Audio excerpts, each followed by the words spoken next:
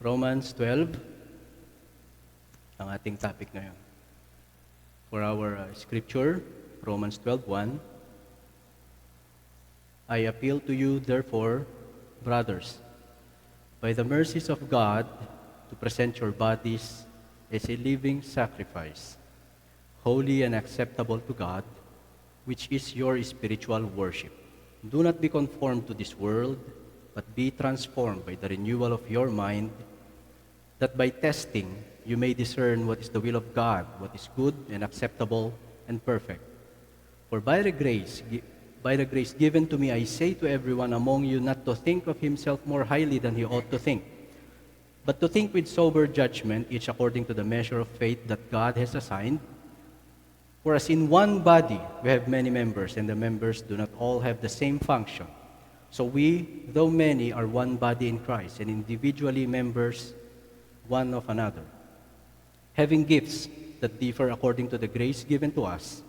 Let us use them, if prophecy in proportion to our faith, if service in our serving, the one who teaches in his teaching, the one who exhorts in his exhortation, the one who contributes in generosity, the one who leads with zeal, the one who does acts of mercy with cheerfulness. Let love be genuine, abhor what is evil, hold fast to what is good, love one another with brotherly affection, outdo one another in showing honor. Do not be slothful in zeal, be fervent in spirit, serve the Lord. Rejoice in hope, be patient in tribulation, be constant in prayer, contribute to the needs of the saints, and seek to show hospitality. Bless those who persecute you, and bless and do not curse them. Rejoice with those who rejoice, weep with those who weep. Live in harmony with one another. Do not be haughty, but associate with the lowly. Never be wise in your own sight.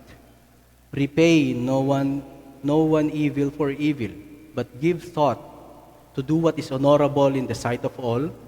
If possible, so far as it depends on you, live peaceably with all. Beloved, never avenge yourselves, but leave it to the wrath of God, for it is written, vengeance is mine, I will repay, says the Lord. To the contrary, if your enemy is hungry, feed him.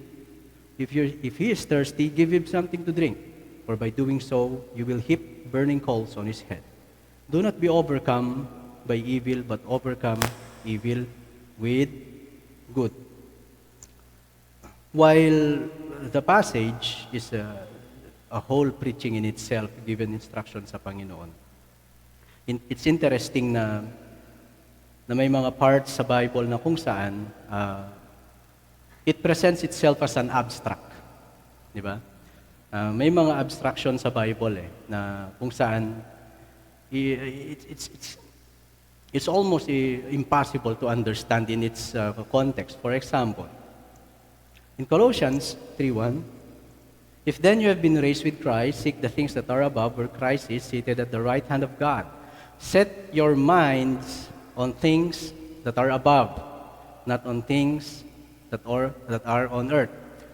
Kapag nababanggit yung set your mind on things of above, commonly ang Christians ang iisipin niya, langit. Totoo naman.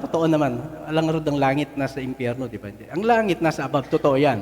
But when God said, set your minds on things that are above, He is, may particular or certain na abstraction kasi sa set your mind on things on above, sabi ng Panginoon, that are above.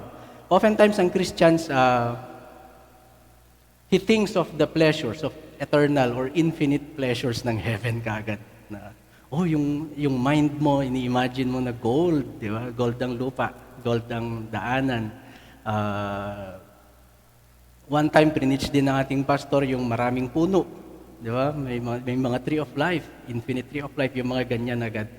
Pleasure agad ang nasa mind natin. Maraming mga passages sa Bible na kung saan dinedepict niya ang abstraction ng word ng Panginoon. Pag narinig natin na set your minds on things that are above, some Christians think of it as a escapism from reality. Sometimes nagtatago na lang sila sa four walls ng kanilang churches at doon na lang sila nagpe-praise and worship, then paglabas, wala na silang pakialam sa mundo, wala na silang, they do not move forward, they do not preach the gospel, they do not discipline yung mga children nila, as long as they are in the church, setting their minds on the things above. And some Christians and some churches, yung setting of their minds on the things above, pinabababa nila yung Holy Spirit by their music, at nag-start silang ang tawag dito, mag-rumble down sa floor, pag napababa nila yung Holy Spirit by their emotional music. Yan, yun yung setting their minds on the things above. We are not here to mock or whatever, or insult at them sa mga ganon. Kasi commonly ang mistakes yung kapit ng sin sa flesh ng tao. When God said, set your minds on the things above, ang unang iisipin ng tao, is stained ng sin ng mind ng tao eh. Ang iisipin niya agad yung fleshly na pleasure. Sa langit, may cold. Sabi nila, sa langit, infinite ang tubig. Siguro, infinite din ang jowa mo doon, infinite din. Maybe, we do not know. Ganun ang nasa isip nila. But they fail to see the underlying principle behind it. Okay? In Colossians 3:1, if then you have been raised with Christ, seek the things that are above where Christ is. So who is the thing? So ano yung things that are above? It's clear in the Bible in itself. Christ, seated at the right hand of God on His throne. So if we are to set our minds on things that are above, it means we are to lay yung foundation ng, sabihin na lang natin, mentality natin, ng attitude natin upon Christ who is seated with on the right hand of the Father on His throne. At ano ang throne ng Father, ng God the Father? Righteousness and justice are the foundation of your throne. So very important na ma-develop natin mga Christians yung biblical philosophy so we won't be fooled by senseless or false doctrines. Ang law ng Panginoon, ang word ng Panginoon is just some sort ng mystical na teaching na kung saan tulad tayo ng ibang religions na we will never mention, pero maraming mga religions all around very mystical sila at walang practical application sa real life. Di ba? That's why nalilito tayo kapag sinabing set our minds on the things above. God is talking about laying yung foundation ng mentality or attitude natin upon justice and righteousness of God, the law of God, the Word of God, the instructions of God on how we deal with people, how we deal with our enemies, how we deal with our neighbors, our husbands, our wives, our children. In obedience, meron siyang practical application, kumbaga. Bawat salita ng Panginoon, hindi lang yan yung mystical na sinabi nilang set your mind on the things above, and it's just the usual ritual na gagawin natin para pababain ng Holy Spirit. Then kapag naramdaman mo na yung goosebumps sa kamay mo, okay ka na. And you are filled with the Holy Spirit. Well, actually, that's wrong. When you're filled with the Holy Spirit, of course, nandyan ang joy, nandyan ang love, nandyan ang peace with God. But also, may fruit yan. Meron siyang practical application na lumalabas sa atin. Okay? So, that's, gusto ko lang i-get across yung point na yun. I hope naintindihan natin.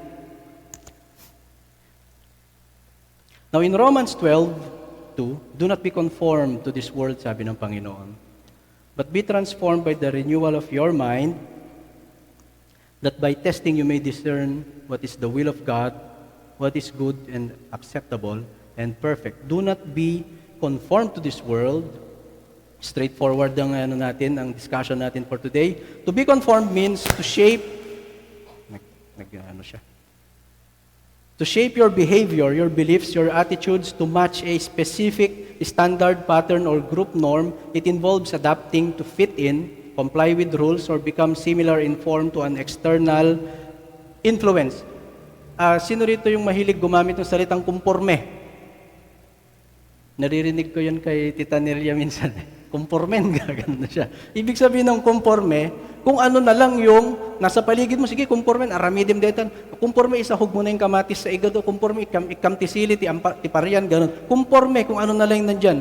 Yun ang ibig sabihin ng conform. When God said, do not be conformed to this world, some Christians, we've tried to fit in.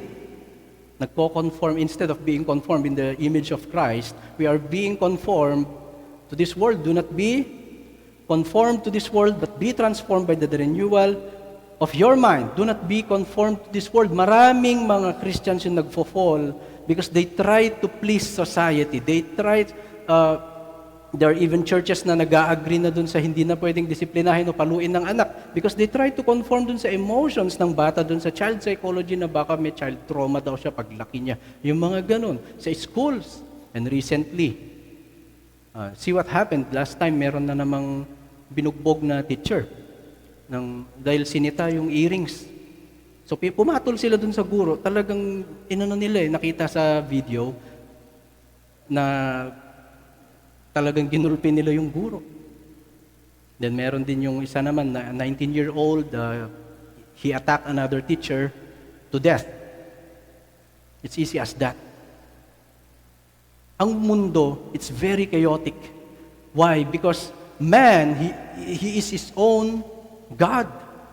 Hindi totoo na nung si Adam, nung pinalaya siya ng Panginoon sa Garden of Eden, he is a united being with itself na kung ano yung bubuin nila na group, tulad sa Tower of Babel, na magiging united sila na being against God. No, man, he is his own God. May sariling agenda yan. Aglalaok na yung mga yan, kumbaga, sa kultura nila. Yes. Look at our government, our families. Are we truly united? Hindi, di ba? Sabi nung DepEd, maging mabait sa bata. Sabi ng Panginoon, you teach your child, you train up a child sa hard work sa Panginoon. And some churches, hindi na nila dinidiscipline ng children nila. And yun ang karaniwang failures ng families. They don't want their children na magulo sa loob ng simbahan, kaya doon kayo magtago. Minsan iniiwan natin, minsan ano. I'm not saying na yung paglalagay ng mga babies doon sa babies room ay kasalanan na agad sa Panginoon. Sometimes kailangan din nating mahalin ng neighbor natin na hindi sila maistorbo sa kaiiyak o kaapak ng mga anak natin. Di ba? That's why we're doing our best to train up our children in the Lord and at the same time honoring yung Panginoon, honoring yung solemnity ng ating services. But we do not forget na pababayaan natin yung na dapat nating pabayaan yung anak natin or iwan na lang natin, nandyan naman si teacher, nandyan naman si ano sa school. Do not be conformed to the ways of the world, sabi ng Panginoon. And commonly, it's very common nowadays na tignan nyo ang mga effect sa mga kabataan ngayon. Ang sense of entitlement ng mga youth ngayon is so high that the education system is designed for their emotional well-being. Umabot tayo sa punto na kapag mababa yung grade ng bata, pupuntahan mo pa siya sa kailibliban ng mga baryo. Para lang, sige na please, pagpakabuti ka, pagpakabuti. Pero nakita mo yung household nila, how they deal with the child. Hinahayaan nila siyang mag-Mobile Legends every day, na kayang-kaya niyang sumbatan ng magulang niya, hindi siya nagpapadisiplina, hindi nga marunong magtrabaho sa gawaing bahay. See? The world has its ways and it's very chaotic. And when we do not conform to this world, sabi ng Panginoon, we do not adjust or adapt ourselves. Yung mga ways natin. We be careful to not, anong tawag dito? Yung magkamali tayo na ma-let in yung doctrines na mga tinuturo sa kanila sa school. Or sometimes na-influensyahan na tayo ng mga influencers sa YouTube, so whatever, sa mga society, sa mga social medias natin. And kapag sinabi ng isang government official na ganito dapat ang gawin sa bata, we have to be careful to scrutinize kung ano yung sinasabi niya. Does it align with the will of God? Do not be conformed into this world, sabi ng Panginoon. Do not be conformed to the chaos, to the sinful nature, to whatever ma-imagine ng tao na tama sa eyes niya, iyon ang gagawin natin. Okay? To be conformed means to shape your behavior, beliefs, or attitudes to match a specific standard, pattern, or group norm. It involves adapting to fit in, comply with rules, or become similar in form to an external influence. 1 John 2:15, do not love the world or the things in the world. If anyone loves the world, the love of the Father is not in him. For all that is in the world, the desires of the flesh and the desires of the eyes and pride of life, is not from the Father, but is from the world. And the world is passing away along with its desires, but whoever does the will of God abides forever. See, the world, the desires of the world, opposes the will of God, or the character, or whatever the principles or the law of God. And the world is passing away. Hindi niya sinabing the world has passed away. Ang sinabi niya, the world and its desires is passing away, meaning to comply or to conform, this world is passing away, namamatay ka day by day. It's death. When God executed His judgment that when you eat of the fruit of knowledge of good and evil, you shall surely die. The world is passing away along with its desires, but whoever does the will of God abides forever. Okay, the desires of the flesh. Now the works of the flesh are evident. Sexual immorality, if you notice, very common na binabanggit ng Panginoon, especially sa New Testament, ang sexual immorality. Impurity, sensuality, idolatry. Sino rito may idols na mga anime characters, mga K-pops, di ba? Sometimes we idolize, even sa churches, nagkakamali na tayo minsan, nagkakasala tayo, we idolize pastors, we idolize leaders, we idolize ganito. Nagkakaroon siya ng division, sasabihin natin, sabi ni Kuya ganito, ganito daw gagawin namin, pero sabi ni ganito, ganito naman. Nagkakaroon tayo ng, why? Because we worship the person. Instead of saying na, totoo ba yung preach ni Kuya Ellis na ganito, tignan ko nga sa Bible kung tama ba yun o mali. Instead na gano'n ang reaction natin, i-idolize natin ngayon yung isang preacher na to, i-compare natin siya sa kabilang preacher. Idolatry, sorcery. Sino rito ang nagbabasa ng daily na horoscope sa Facebook? Naalala ko yung meron akong kaibigan sa Facebook na elderly, nagpapost siya ng daily na horoscope, di ba? So, ngayong araw na ito, swerte mo ang kulay blue. Ganon. Number 3. Ganyan, di ba? Enmity. Strife. Ang strife yung you resist yung pakikipag-away sa or whatever yung ire-resist or lalabanan mo, i-oppose mo yung whatever authority or principle is set before you. Last time dun sa discussion namin doon sa Young Adults Fellowship, yung mag-asawa. It's very natural. It's very normal na mag-away talaga ang mag-asawa. Yes. But it's not good. It's not morally good. This is why kinokondemn ng Panginoon yung strife, yung division, and yung enmity. Okay, saka lang to nating i-discuss yung away mag-asawa. Jealousy. Fits of anger. Sino rito ang biglang sumasabog sa galit? Ayoko magtaas ng kamay kasi walang makikitaas sa akin ng kamay. Yes, I know, I admit it. One of the common sins ng mga fathers is they suddenly outrage. Especially kung lahi mo nervyoso, kami nervyoso lahi namin eh. Di ba? Sabi nila, basta lagi, nervyoso yan. Magganon ng bata yung baso, talagang magagalit ka na, hahanapan mo na, ikaw kasi ganito ka, ganito ka, ganito ka. I-describe mo na yung buong pagkatao niya dahil minatrip lang siya na baso. Fits of anger. Diba? Mga nanay ba meron din guilty? Lagi nga. Biro lang, okay? Maporay, sabi nila talaga. Nakaungungit nga bakit? Nakaungungit nga lakay, sabi nila. Sang kabasit nga banbanag, igagano agad nila. Iungit-ungit nan. Diba? Igagalit niya na kaagad. Diba? That's why the Lord taught us patience. Isa yan sa mga fruit ng Spirit. Because we will always deal with mistakes, especially of our children. Mistakes of our wives, mistakes of our husbands. Di ba? Patience, patience, patience. Pag-usapan ninyong maayos yan, huwag mong ikikip dito yung galit mo. Mamaya niyan, pag nag-away ng mag-asawa, sisingilin niya na yung kasalanan mo from 20 years ago eh. Yes! 15 years ago, ikaw ganito ka nun, ginagawa mo sa akin yun. Hindi ko na nga ginagawa. Ginawa mo pa rin. Nag-away na, di ba? See? The ways of the world and its desires. Fits of anger, rivalries. Yeah, rivalries. It's very, actually umbrella terms itong mga to. Sa rivalries, nandyan ang mga divisions, nandyan ang dissensions, nandyan yung mga selosan. Sometimes tayo mga Christians, we love to make each other jealous. Si ganito, babatiin mo, mag-handshake ka sa kabila, hindi. We love doing it kapag hindi natin gusto yung kapatiran, di ba? Aminin natin. Yes. Divisions and rivalries. Envy. Last time, diniscuss natin ng ating pastor, yung discontentment, envy. Drunkenness, of course, orgies, and things like this. I warn you, as I warned you before, that those who do such things will not inherit the kingdom of God. The ways of the world is passing away or perishing. But the will of God stays forever, sabi ng Panginoon. Balik tayo sa Romans 12:2.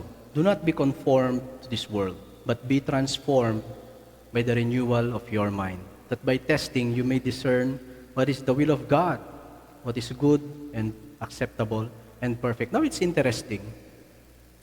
God instructed us to do not be conformed to this world, meaning we have sabihin na natin, we have a choice to obey or not. Do not be conformed.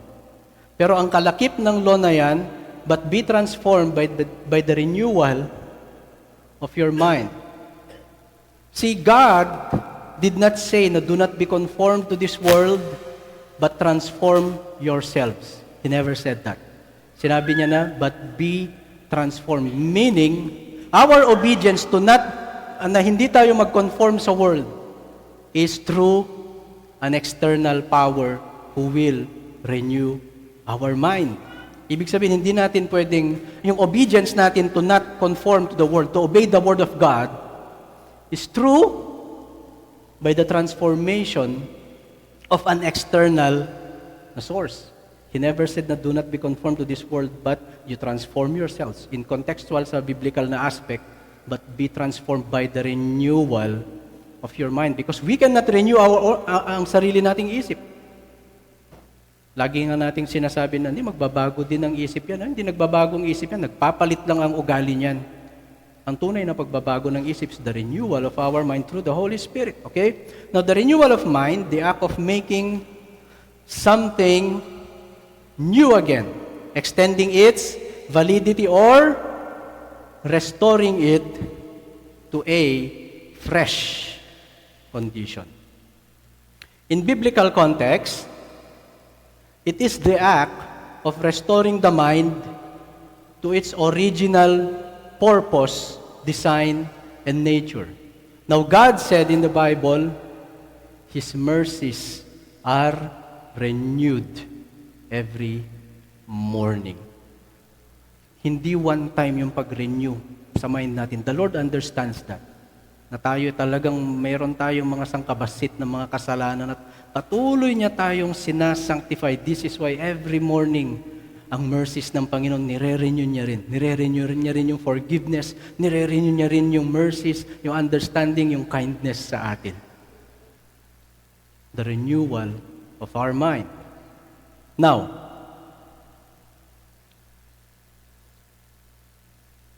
the act of making something new again, extending its validity, restoring it to a fresh condition, meaning born again. Jesus answered him in John 3:3, "Truly, truly, I say to you, unless one is born again, he cannot see the kingdom of God." Jesus answered, "Truly, truly, I say to you, unless one is born of water and the Spirit, he cannot enter the kingdom of God." Another abstract na principle ng Panginoon. What is to be born in the Spirit? Okay?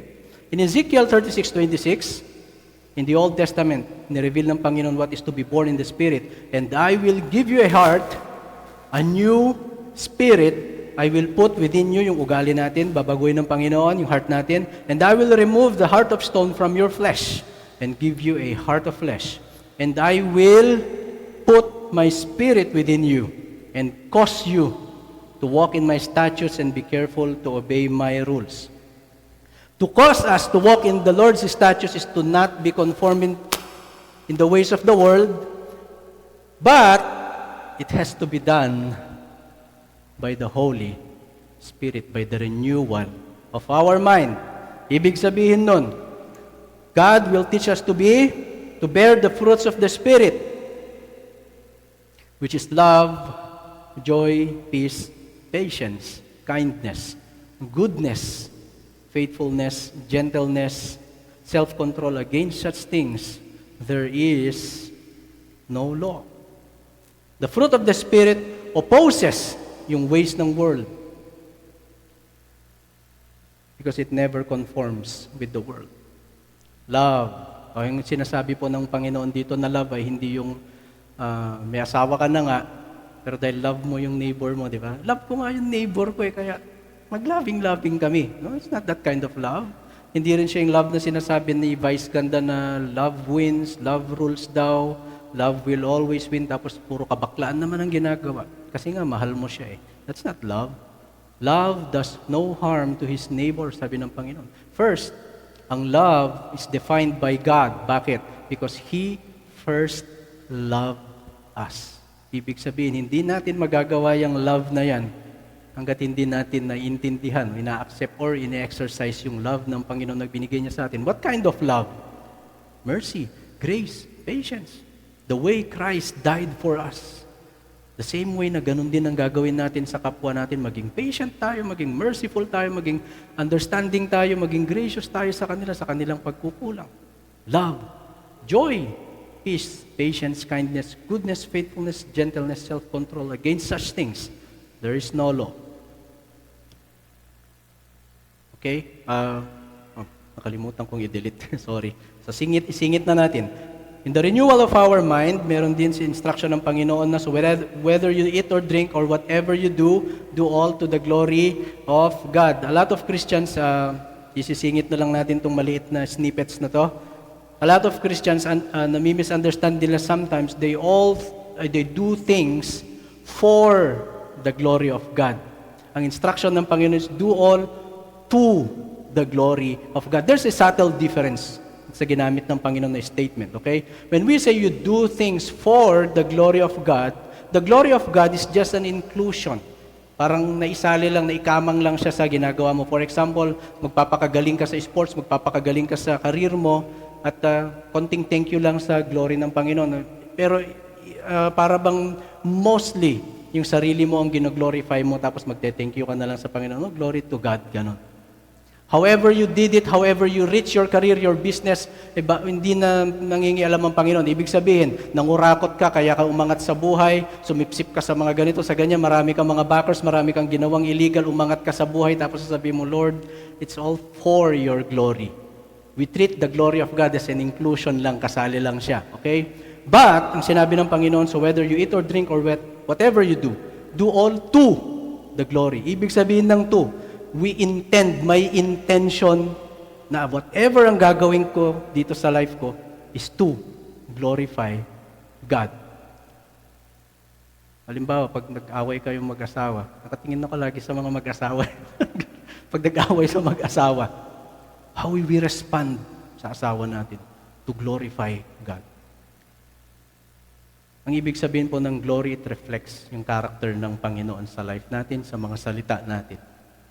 Kapag ba nagalit tayo sa asawa natin with patience, does it reflect yung patience ng Panginoon? Yung mercy ng Panginoon, di ba? Does it reflect yung kindness ng Panginoon, how we speak to our neighbors?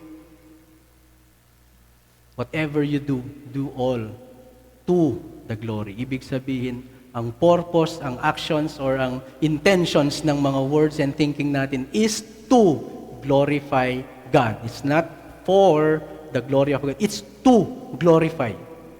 Iinom ka, glorify Panginoon. Paano ibig sabihin nun? Iinom ka na i-glorify mo ang Panginoon to glorify God. Huwag kang iinom ng sobra. Yes, it's very simple as that. Huwag kang magpapakalango-lango o lasing yung ma-addict ka sa pagkain o hindi naman insatiable naman na yung diet mo. Ganun. It's to glorify God. Okay? I-skip na natin yan. Now, balik tayo sa Romans 12:2. Do not be conformed to this world, but be transformed by the renewal of your mind, that by testing you may discern what is the will of God, what is good and acceptable and perfect. Oftentimes, ang mga Christians, they see the will of God is something na mysterious. Na we often ask ourselves, Lord, ano ba ang will mo sa life namin, or sa life ko? Or is this your will? Tama ba ito, Lord? Ito ba ang will mo para sa akin, sa family ko, para sa ganito? Okay? While valid yung mga questions or enquiries natin sa Panginoon na ganun, nami-mistake karaniwan ng Christians kung ano ang will of God. Sometimes, tayo mga Christians, we love to treat the will of God as like a wheel of fortune. Parang igaganon mo yung anong will ng Panginoon, then yes or no, iikot yung gulong, no, very random, ganun. Then even, oftentimes may mga Christians na kapag no yung lumabas dun sa will, no, ang will ng Lord is magkaroon ako niyan eh. So pipilitin niya maging yes, or magko-covet siya, o magnanakaw siya, or whatever, para makuha niya yung gamit na gusto niya, because it's the will of God, okay? But in the Bible, the will of God is not, hindi siya tulad ng mga sa fortune tellers na uhulaan mo kung ano yung kinabukasan na yung mangyayari sa'yo. 1 Thessalonians 4:3, for this is the will of God, your sanctification, that you abstain from sexual immorality, that each one of you know how to control his own body in holiness and honor, not in passion of lust, like the Gentiles who do not know God. See, I encountered a youth camp. They are questioning yung future nila sa college. Will ba ng Panginoon pag nakapasok ako sa college na to? Will ba ng Lord kapag na-attain ko to, kapag nakuha ko to? I'm telling you this. Wherever we are now is the will of God. Dalawa ang aspect ng will ng Panginoon. The sovereign will, or yung parang, sabihin na lang natin, political will niya. His sovereign will is kaya kanyang dalhin sa whatever situation you are now. If you did something wrong at in-account ka ng Panginoon, dinala ka niya dun sa predicament or sa circumstance na yun. That's His sovereign will. O paano kung dinala niya ako somewhere sa mga kalaban ko, or I will send you like a sheep among wolves, sabi ng Panginoon, dinala niya ako doon. That is the will of God. That is His sovereign will. Kung saan man tayo ngayon, that is the will of God. But, there's also an underlying moral will ng Panginoon, that is our sanctification. Ibig sabihin, wherever we are now, this is the will of God. Me preaching here is the will of God. You sitting there is the will of God. Yan ang willpower ng Panginoon to put us here together. But, there's also His underlying will, masanctify tayo sa wherever we are now. Kapag hinarvest o inani natin yung mga kasalanan natin, halimbawa, dahil chismoso, sabihin natin, chismoso ka, kung ngayon wala nang tiwala ang tao sa'yo, that's the will of God. Na nawala ng tiwala ang tao sa'yo. Hindi mo pwedeng sabihin na dito will ng Panginoon sa akin. That's the will of God. Pero ano yung requirement ng Panginoon sa underlying na principle ng will niya? Is you repent. Wherever we are now, saan man tayo mapunta ngayon, that's the will of God. But He requires us to be sanctified and holy dun sa circumstance natin. Sa mga kabataan, natatakot tayo, nagdududa tayo sa mga choices and decisions natin. Whatever choices we make sa businesses, sa life natin, at ano man yung result niyan, yan ang will ng Panginoon. Pero may nire-require siyang response, is that you be sanctified sa ways mo papunta dun sa circumstance na pinupuntahan mo man, or sanctified sa response. na pinagdalhan sa iyo ng Panginoon. Okay? Konti na lang po. Now may the God of peace himself sanctify you completely, and may your whole spirit and soul and body be kept blameless at the coming of our Lord Jesus Christ. 2 Thessalonians 2:13. But we ought always to give thanks to God for you, brothers, beloved by the Lord, because God chose you as the first fruits to be saved through the sanctification by the Spirit and belief in the truth. Do not be conformed to this world, but be transformed by the renewal of your mind, that by testing you may discern what is the will of God, what is good and acceptable and perfect. Our obedience sa Panginoon. We are able to obey God and resist ang world because it's the Holy Spirit who transforms and renews our mind. It's very important sa ating mga Christians na mag-meditate day and night sa Word ng Panginoon. Because yan ang, ano tawag doon, medium, tama po ba yung term ko? Medium ng Panginoon, or media, or ano tawag, vehicle ng Panginoon to correct us. The preaching of the Word of God, the Gospel. Okay? So magandang umaga po sa ating lahat. Naway may natutunan tayo sa araw na ito.